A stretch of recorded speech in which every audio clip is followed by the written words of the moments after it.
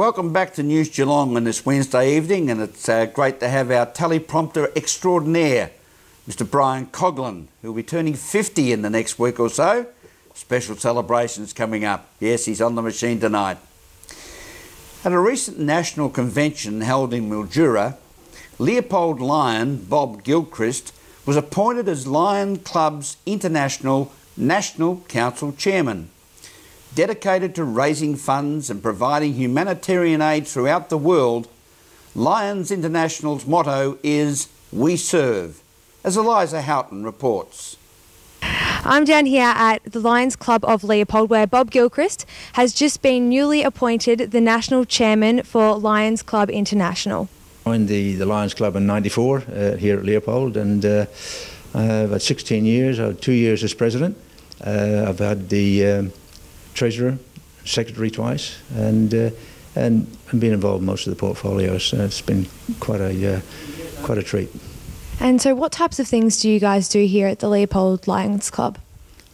Well, our big thing is, of course, our barbecues and sausage sizzles we raise funds for. We've actually raised about $9,000 for a couple of chairs for the dialysis unit at the Geelong Hospital in the renal ward. We've provided funding for the bereavement rooms at the Geelong Hospital as well. A lot of our members do the children's breakfast program for down in the Whittington School. And you were telling us before that the funds that the Lions Club raise go directly to your projects. Yes, all the money that we raise on behalf of Lions for specific projects, all the money goes to the fund. There are no monies taken out for administration costs at all. Obviously you're going to do a fantastic job. Is there any chance that we'll be able to get you to be chairman a second year running, or is it just a one-time thing? It's just a one-time thing, yeah. You don't get a second chance unless somebody may drop out, but that's very unlikely. Basically, I look after the partners of the district governors. They come along to the council meetings, which usually go for 3 days in Sydney, and my job is to find things for them to do to keep them occupied while the district governors are busy at their meetings. So, now you're telling us about the Lions Assist program. Can you tell us a little bit about that?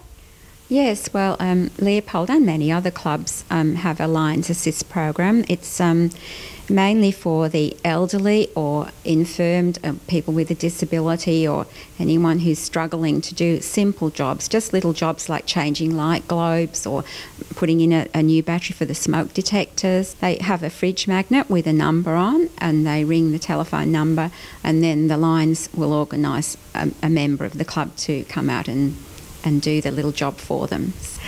Down here at the Lions Club of Leopold, Eliza Houghton for News Geelong.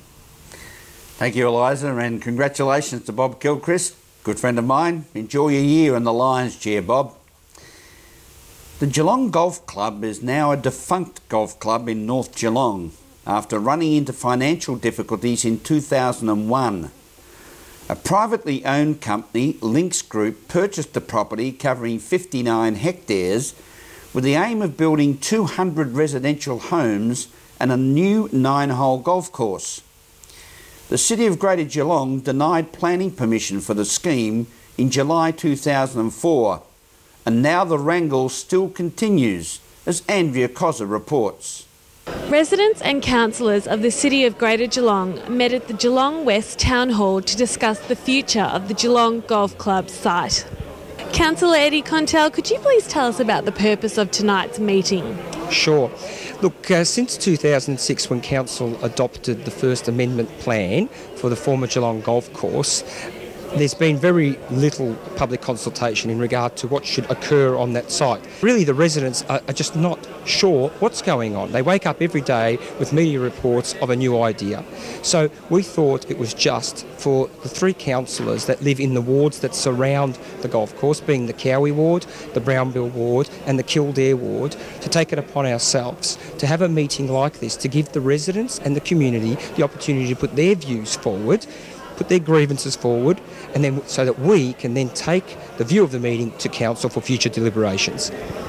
Barbara, you mentioned the boulevard effect during the meeting. If you could just explain that a little bit further.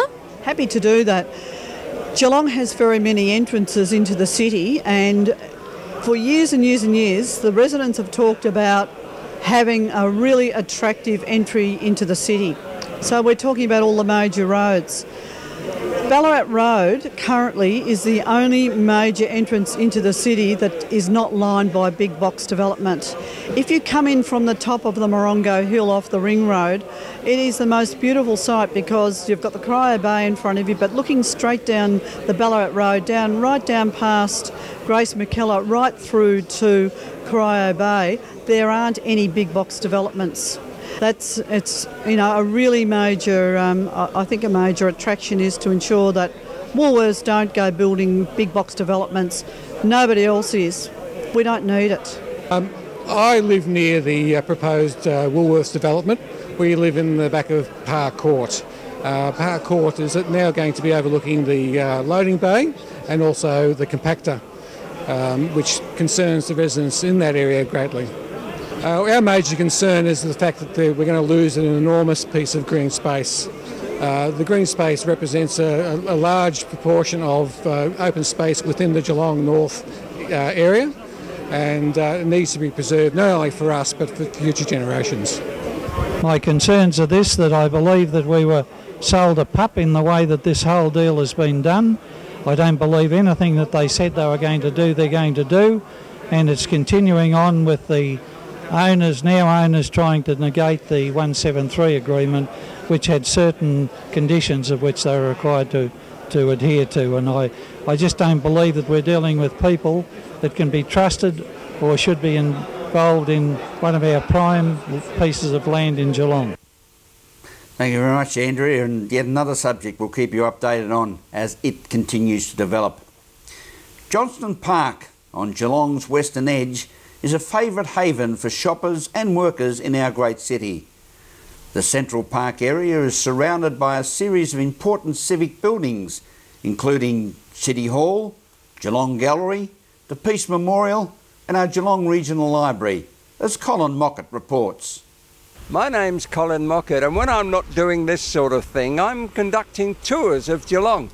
One of the tours that I conduct takes you around Geelong's cultural district, and one of the stops is this place, Johnston Park.